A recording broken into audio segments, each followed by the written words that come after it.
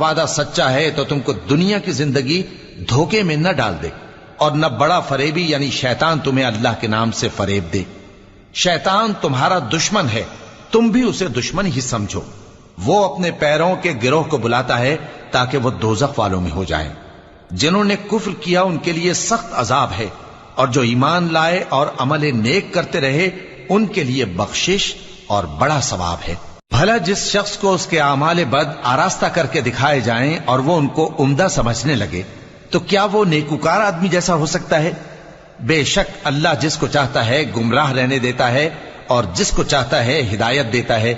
تو ان لوگوں پر افسوس کر کر کے تمہارا دم نہ نکل جائے، یہ جو کچھ کرتے ہیں اللہ اس سے واقف ہے، اور اللہ ہی تو ہے جو ہوائیں چلاتا ہے، پھر وہ بادل کو ابھارتی ہیں، پھر ہم ان کو ایک بے جان علاقے کی طرف لے جاتے ہیں، پھر اس سے یعنی بارش سے زمین کو اس کے مردہ ہو جانے کے بعد